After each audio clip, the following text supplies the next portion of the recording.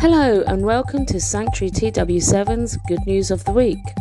Here are your headlines for the week ending Friday the 29th of July.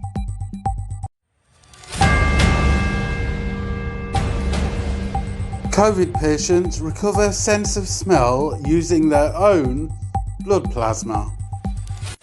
Mother battling brain cancer loses hair, but son grows his hair out to make her a wig.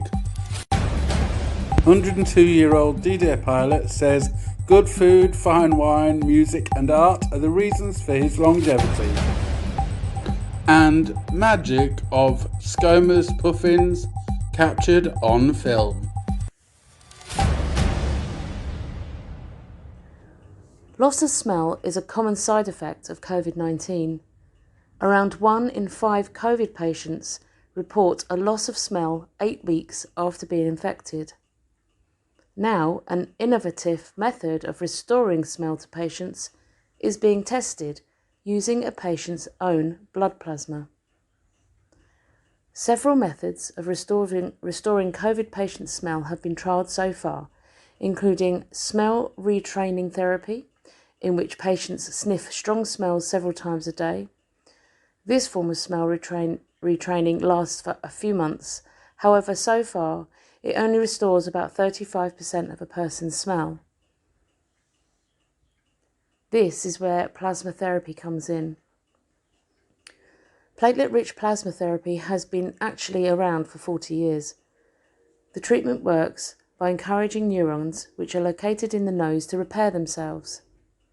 These neurons detect information about scents and send signals to the central nervous system. They're the only ones that can repair themselves. If a nerve that goes to the finger and allows it to move gets cut, it probably won't work again if we put it back together, because these nerves can't regenerate very well. But we can regenerate the neurons by jump-starting the body's own ability to repair itself with plasma. Blood plasma is filled with platelets, which encourage the body to produce more stem cells, and these stem cells are able to create the neurons. The treatment involves taking a cellulose widget and soaking it in the patient's plasma-rich blood and inserting it far up the nose, where those neurons reside. 80% of the plasma is absorbed in the first minute, and the widget just falls out within a day or two. The next step is a double-blind study. Whilst this therapy is still in the early stages of clinical trials, the patients he has treated may give hope to others. I saw a patient yesterday who had only received 2 treatments so far, and she told me that grass smelled like grass to her again, and chocolate tasted like chocolate. I'm excited to see people getting back to their normal lives, says Dr. Rosen.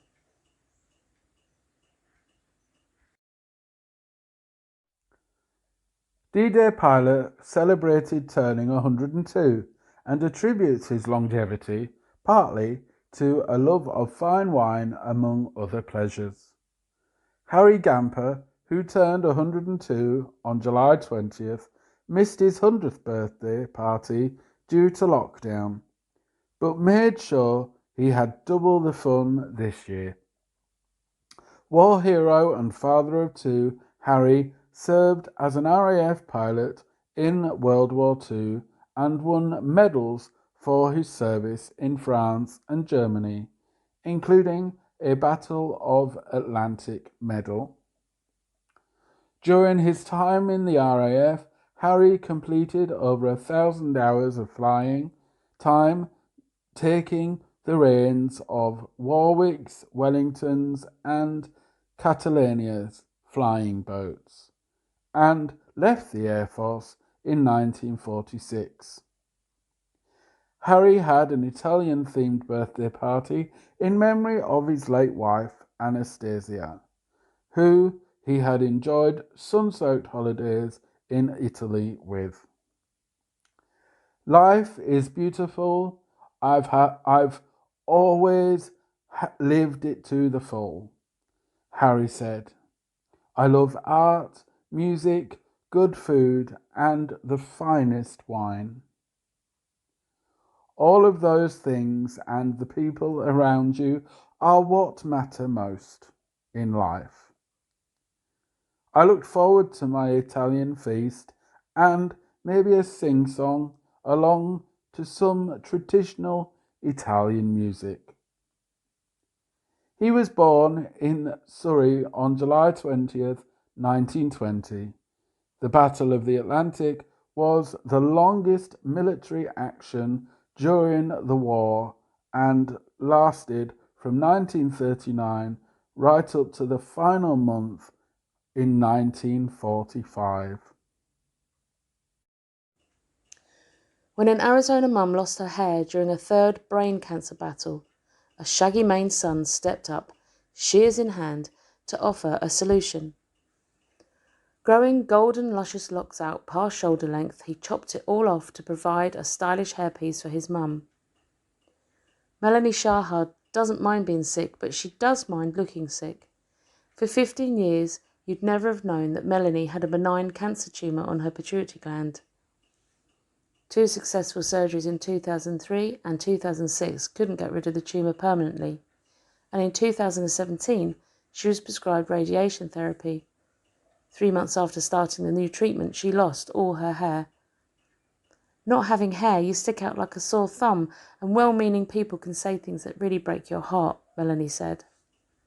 However, what started out as a joke by Melanie's 27-year-old son Matt around the dinner table in 2018 soon became a plan. Matt had recently graduated from university with a dress code that limited hair length and was looking forward for a bit of time au naturel.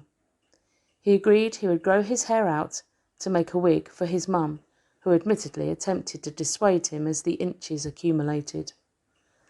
Then on March 21st this year, he chopped off 1 foot of hair that the family sent off to Compassionate Creations, a Newport Beach, California hairpiece company that made a new head of hair for Melanie. The colour's spectacular and we had it cut and styled with a hairdresser, Melanie said, adding that it was something special to go through with her son. Matt says it looks great on me. It sure fills your emotional cup. Puffin breeding season on Pembrokeshire's Skomer Island is drawing to a close, and the birds will soon return to the sea once more.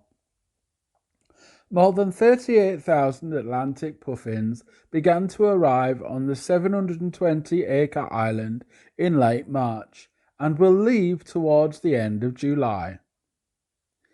For landscape and wildlife photographer Drew Berkeley, who has been capturing their stay, says it can feel a bit all over at once. You're there every day and then suddenly you're not going to see them for 9 months or thereabouts. But it's all part of the cycle, he said. Drew said that capturing this puffin in solitude against the sunset was the highlight of the season for him. The brevity of their stay makes it more precious. If it was the same every day, then it wouldn't be as special. It's this sort of fleeting glimpse, and then you look forward to the next season, he said. Drew, 36, from Pembroke, grew up spending his pocket money and birthday money on cameras. He had a career as a 3D computer games artist, but gave it up to become a professional photographer in 2010. So that's all your good news for this week. Join us next time for more of the same. Have a great weekend, everyone. Goodbye. Goodbye.